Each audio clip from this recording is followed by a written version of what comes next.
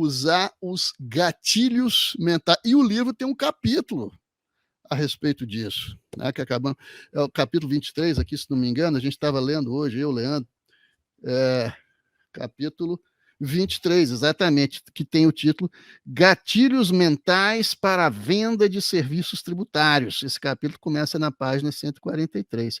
Fala um pouquinho para nós, explica para nós, Fred, como é que é esse negócio de utilizar os gatilhos mentais para a venda dos serviços tributários.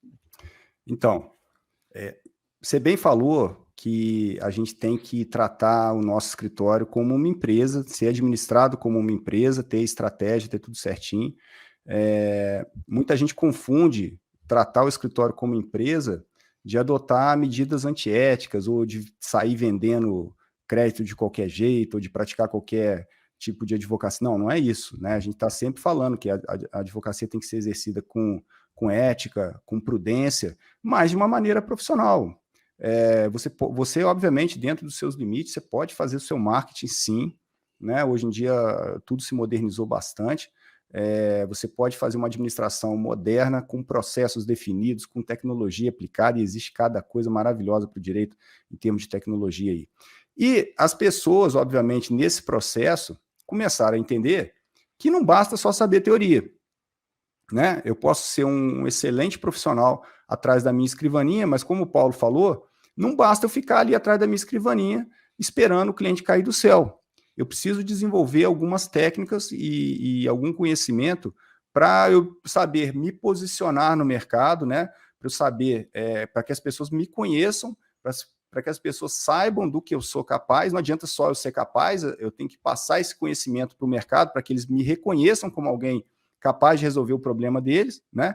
E tem que saber negociação, porque não adianta nada também eu não saber determinadas técnicas que não vão me ajudar a fechar contrato. E os gatilhos mentais, tem vários que a gente pode utilizar, não no sentido de manipulação do cliente, mas no sentido de argumentação saudável, né? Para fazer com que ele enxergue e ele mesmo chegue à conclusão de que ele precisa daquele serviço, né? Essa é a nossa missão. A gente tem que fazer o cliente querer comprar da gente, a gente tem que convencer o cliente de que ele pense, né? Olha, realmente eu preciso desse serviço, isso vai ser determinante para a minha empresa. Os gatilhos mentais são determinados comportamentos que você adota, né? Determinadas táticas que você usa para provocar uma reação da outra parte. Então, tem vários gatilhos. Por exemplo, o óbvio, né? Para a gente vender serviços, eu preciso ter autoridade, preciso ter credibilidade. E tem vários gatilhos, por exemplo, que podem reforçar a minha autoridade no mercado. O próprio gatilho da autoridade, chama gatilho da autoridade, né? Que obviamente é o mais na cara que tem. Esse gatilho, ele vai fazer com que as pessoas percebam que você é um especialista em determinado assunto. Antigamente, a autoridade estava muito ligada a títulos, estava ligada a um uniforme que você usava, muitas coisas desse sentido. Então, você sempre, né, vai respeitar um policial fardado, um líder religioso com uma batina, um médico com jaleco. Então, era muito ligado a isso. Atualmente, gente, a autoridade é muito uma percepção que as pessoas têm e está muito ligado à visibilidade que você tem, tá? Então, hoje, nossa, é porque eu atendo muitos profissionais e tenho contato com muita gente e amizade com muita gente, eu vejo que tem profissionais que eu sei que sabem menos que os outros, que não tem aquela expertise toda, ou seja, ele sabe trabalhar, ele sabe fazer tudo, mas não é aquele cara que é super técnico e tal, mas ele se posiciona como tal e as pessoas acham que ele é, entendeu? Então, hoje o gatilho da autoridade é muito uma percepção, e você tem que ser visível para que as pessoas te reconheçam como uma autoridade. Então, é importante aparecer nas redes sociais, é importante frequentar os lugares onde o seu nicho de mercado vai estar, tá? É importante ficar do lado de pessoas que também tenham autoridade no seu público, porque isso são técnicas interessantes que você vai utilizar para aumentar a sua autoridade. Então, por exemplo, vamos supor que você está atendendo autopeças, e esses caras têm uma associação e têm uma diretoria. E essa diretoria são empresários mais tradicionais que são estabelecidos no ramo. Poxa, se você tira foto ao lado desses caras, jantando com esse cara, participando de evento com ele, as pessoas começam a te associar com alguém que tem autoridade. Olha, se o José, que é, vamos supor, o presidente da associação, está andando com o doutor Fred, o Fred não deve ser ruim, porque o Zé é um cara bom. Então, por gravidade, você acaba sendo puxado, entendeu? A autoridade da pessoa. É uma técnica bacana também, né? Quer ver outra técnica legal para você puxar a autoridade? São gatilhos. Por exemplo, o gatilho da especificidade. Quando você é específico, é muito diferente eu falar assim, eu já recuperei crédito para, sei lá, para uma penca de empresa aí. Ou eu falar assim, olha, eu já recuperei 9 milhões e 300 mil reais até ontem, tá certo? É igual o Paulo estava falando do xará dele, do Paulo aí. Ele recuperou 28 milhões de créditos. E se o Paulo entrar aqui e falar, não, deixa eu falar, são 28 milhões 741 mil reais até ontem que eu fiz em, vamos supor, 543 clientes. Você fala, nossa, peraí, esse cara entende o peso, a diferença do peso que tem quando você fala uma coisa genérica e fala uma coisa específica? Quando você fala assim, um procedimento de recuperação de crédito, não, eu vou fazer o levantamento e tomo as providências para o senhor, pode deixar que o dinheiro cai na sua conta. Diferente quando você fala assim, deixa eu explicar para o senhor direitinho como é que é o processo. Primeiro nós vamos pegar a documentação, vou pegar o PGDAS, vou pegar as notas fiscais, aí eu vou apurar, vou segregar os seus produtos, vou fazer a minha apuração particular, vou confrontar com a sua apuração anterior, vou levantar a diferença, que nesse caso vai ser o crédito, vou retificar a sua declaração, vou entrar com o pedido de restituição eletrônico, e daí, em torno aí de 60 dias, o dinheiro deve estar na conta do senhor, né? Se não for no próximo mês, normalmente no outro, vai estar na conta do senhor. Já fiz esse trabalho para 84 empresas, já recuperei 340 mil em média para cada uma, e que dá, então, em torno de 2 milhões e 400 mil reais. Enfim. Então, isso dá uma autoridade danada. A pessoa olha para você, esse cara entende do que ele está falando, esse cara deve ser bom.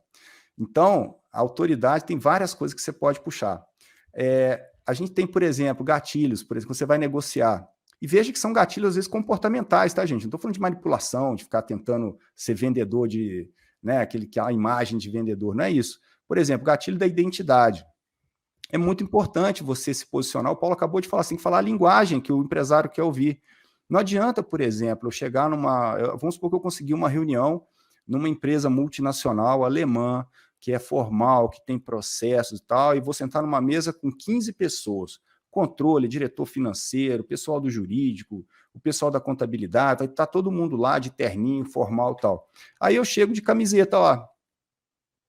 Entende? Eu não tenho a identidade com eles, eu não consigo me posicionar, eu tenho que chegar lá de terninho também, sapato brilhando, tá? Bonitinho. Agora, se eu chegar com esse mesmo terninho, às vezes para conversar com um dono de autopeça que está atrás do balcão, talvez eu vou assustar ele. Talvez seja melhor eu colocar uma camisa, dobrar a manga um pouquinho, não usar gravata, e eu posso ir arrumado, não preciso ir avacalhado, eu posso ir arrumado, mas eu estou numa postura de mais aproximação dele, falando a linguagem dele. Eu não vou falar juridiquês com ele, também não vou falar uma linguagem chula com o diretor financeiro que tem MBA lá nos Estados Unidos, que fala super técnico comigo. Entende? Então, isso aqui, por exemplo, é o gatilho da identidade, ou seja, você cria aquela empatia com o seu, que as pessoas gostam de fazer negócios com pessoas iguais a si, né? Pessoas semelhantes. A gente sempre gosta de fazer negócio com pessoas que a gente tem uma identidade. Então, esse é um gatilho super interessante também, que a gente pode usar. A gente pode usar, por exemplo, o gatilho da escassez e da urgência. E na área tributária, isso é muito claro da gente usar. Por quê? Vocês sabem que o ser humano, tudo que você tem risco de perder, você quer para si, né? Então, falou que vai acabar, opa, eu quero, né? Não, e vai acabar e se você não comprar agora, que é a urgência, né? Aí vai acabar mesmo. Então, assim, eu só tenho mais 3 unidades e tem 5 pessoas na espera. Então, não, você fala, uma é minha, né? Eu mesmo caio nisso direto. E olha que eu fico falando sobre isso o dia inteiro, mas, assim, o meu carro eu comprei na escassez e depois descobri que foi enganado depois que o carro estava comigo. Mas eu comprei totalmente na escassez, assim, com a técnica de escassez que o vendedor soube conduzir direitinho comigo, né? Eu estava chorando preço, no final eu estava querendo chorar preço, se ele cobrasse mais eu ia pagar mais, de tanto que eu queria aquele bem, porque ele soube trabalhar essa situação em mim, né? Então, na área tributária, gente, por exemplo, a gente tem a prescrição. Cada mês que passa é um mês a menos que a pessoa vai recuperar e um mês a mais que ela vai pagar de tributo indevido, porque você, normalmente, com certa situação dela daqui para frente, recupera o passado, não é assim? Então, cada mês que demora ele a tomar a decisão, é um mês lá atrás que ele deixa de recuperar, e um mês a mais que ele vai pagar tributo indevido, que aí vai ter que entrar com um procedimento, que é muito melhor você já pagar certo, né, gente?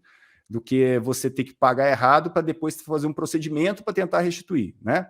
Então, quando você aplica isso corretamente, é muito poderoso.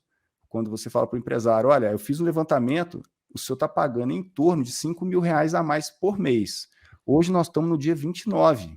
Se o senhor deixar para dar essa resposta para mim na segunda-feira, o senhor já perdeu R$5 mil.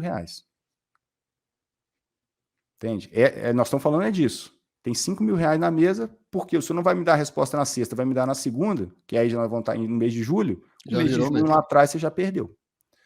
Então, isso é o quê? Usar o gatilho da escassez. E veja que eu não estou manipulando, não estou fazendo nada, estou falando uma realidade que está sendo bem dele, né? Que a gente está fazendo isso. A gente tem gatilhos, gente, que ajudam o empresário a pensar, a racionalizar, porque a venda é uma decisão emocional. A gente compra muito com o coração, compra com a emoção, né? Dá aquele impulso de compra, e isso é muito.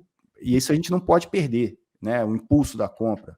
Quando o cliente está com aquela empolgação, às vezes, de repente, a gente deixa passar 5 dias, 10 dias, 15 dias, já esfriou, ele já pensou bem, já desistiu, já conversou com um amigo que desestimulou, já conversou com um contador que falou que não é para fazer nada disso não, que é para deixar do jeito que está, que sempre foi assim e sempre deu certo.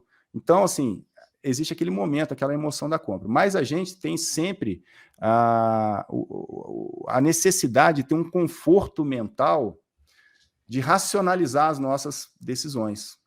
Tá certo? É aquele famoso argumento que a gente usa assim, eu trabalho tanto, gente, eu mereço isso aqui, né? Então você está tentando racionalizar, que você se permitiu comprar alguma coisa que você queria muito, e você fala, não, mas eu, na verdade, estou comprando porque realmente eu precisava, né?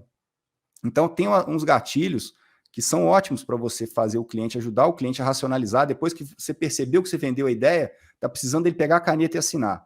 Então, por exemplo, gatilho da escolha. Gatilho da escolha fenomenal, que você vai só ajudar a conduzir o raciocínio. Então, você vai chegar para o cliente e falar algo do tipo assim, olha só, a gente tem 2 escolhas aqui. Ou o senhor continua do jeito que está, pagando mais tributo, perdendo competitividade para o seu concorrente, perdendo a oportunidade de melhorar o seu negócio, de reinvestir no seu negócio, deixando de ter injeção de caixa de 5 anos que o senhor pagou a mais, tá certo? Ou a gente corrige os procedimentos agora, e daqui para frente o senhor já começa a recolher direto, o senhor está eliminando um risco fiscal da sua empresa e ainda por cima deixando de pagar tributos. A gente recupera o passado, essa injeção vai dar para o senhor fazer, por exemplo, aquela reforma que o senhor comentou comigo que estava querendo fazer, que ia dar uma alavancada aí no seu negócio, e o senhor fica mais competitivo, porque o seu custo mensal vai diminuir. Qual das 2 opções que o senhor acha mais razoável? O que ele vai falar para você? Tá? Não, eu prefiro continuar não competitivo, pagando mais imposto, prefiro deixar esse dinheiro para o governo, que eu tenho pena do governo, o governo precisa ficar com o meu dinheiro, não vou tomar do governo. Eu prefiro, só se ele for louco que ele vai falar isso. E quando a pessoa assume, isso aí tá vendo? É um gatilho atrás do outro. É umas coisas que funcionam, gente. Por exemplo, o gatilho do compromisso e coerência. Quando você assume um compromisso público, quando você fala alguma coisa em público ou com a pessoa que está conversando, a gente, por coerência, tem a tendência de permanecer naquela posição. Então, ele já chegou para você e já admitiu que aquela escolha é a mais prudente. Recuperar o dinheiro, economizar a caixa agora, né, pagando os tributos devidamente, ser mais competitivo e tal. Como é que ele vai falar para você agora que ele não quer recuperar, já que essa é a melhor escolha? É incoerente. Então, é uma coisa... Gente, negociação é uma ciência fascinante, porque você estuda o comportamento humano, você estuda o funcionamento do cérebro, é um barato. Então, assim, não tem um preconceito não, tem cada livro tão maneiro sobre o tema, que você começa a entender, e até você ficar, mas esse comportamento eu tenho, né? Passei por isso semana passada, aconteceu isso comigo, e você começa a entender como é que as coisas funcionam. E a partir do momento que você entende como essas coisas funcionam, e você começa a ter noção disso, aí você começa a usar a coisa para te beneficiar. Então, tem determinado momento que você tem que botar um medo na pessoa, tem um gatilho do medo. Então, você fala, normalmente as pessoas preferem comprar por prazer, mas às vezes não está dando certo. Você está argumentando com a pessoa, aquilo não está surtindo efeito. Então Então você fala, cara, eu vou tentar argumentar pelo medo. E aí você joga aquele gatilho do medo, falando aí, obviamente, de multas da Receita, de risco fiscal que ele está correndo, de várias coisas. Medo da concorrência. Medo da concorrência. É verdade, né? Medo da concorrência passar ele. Ó, teu concorrente está mais competitivo que você, cara. Daqui a pouco ele está te tomando espaço aí. Então, esse gatilho do medo, às vezes, vai fazer a pessoa agir. Entende?